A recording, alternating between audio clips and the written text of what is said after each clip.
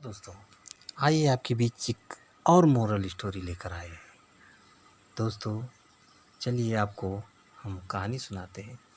कहानी का शीर्षक है मूर्ख, साधु और ठग। तो चलिए दोस्तों, आपको हम कहानी की तरफ ले चलते हैं। एक बार की बात है, किसी गांव में एक साधु बाबा रहा करते थे।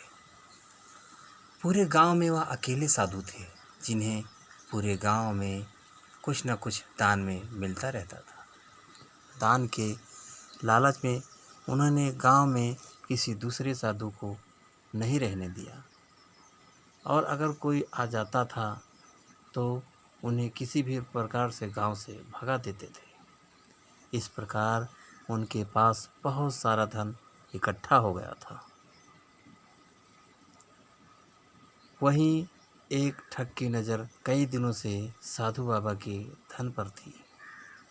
वह किसी भी प्रकार से उस धन को हड़पना चाहता था।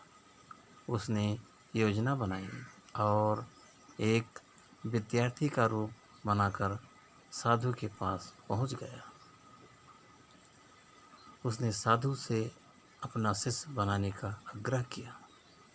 पहले तो साधु ने मना किया, लेकिन फिर थोड़ी देर बाद मान गए और ठग को अपना शिष्य बना लिया। ठग साधु के साथ ही मंदिर में रहने लगा और साधु की सेवा के साथ साथ मंदिर की देखभाल भी करने लगा। ठग की सेवा ने साधु को खुश कर दिया, लेकिन फिर भी वह ठग पर पूरी तरह से विश्वास नहीं कर पाए। एक दिन साधु को किसी दूसरे गांव से निमंत्रण आया और वह शिष्य के साथ जाने के लिए तैयार हो गया। साधु ने अपने धन को भी अपनी पोटली में बांध लिया। रास्ते में उन्हें एक नदी मिली। साधु ने सोचा कि क्यों ना गांव में प्रवेश करने के पहले नदी में स्नान कर लिया जाए। साधु ने अपने धन को एक कंबल में छुपाकर रख दिया और ठग से उसकी देखभाल करने का बोलकर नदी की ओर चले गए।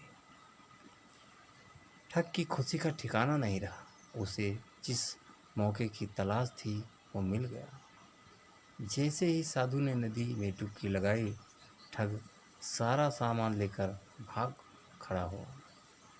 जैसे ही साधु वापस आया, उसे ना तो शिष्य मिला और ना ही अपना सामान। साधु ने ये सब देखकर अपना सिर पकड़ लिया। तो दोस्तों, हमें इस कहानी से यह सीख मिलती है कि कभी भी लालच करना नहीं चाहिए और ना ही किसी की चिकनी चुपड़ी बातों पर विश्वास करना चाहिए। हमें हमेशा सतर्क और होशियार रहना चाहिए अनजान व्यक्तियों से। तो दोस्तों, इस कहानी से आपको क्या सीख मिली, हमें कमेंट करके ज़रूर बताना और एक लाइक ज़रूर कर देना। और दोस्तों, अगर अभी तक आपने हमारे चैनल को सब्सक्राइब नहीं किया है तो जल्दी से आप हमारे चैनल को सब्सक्राइब कर लीजिए, जिसे इसी तरह अच्छी अच्छी कहानियाँ आप लोगों के बीच पहुंचाता रहूं।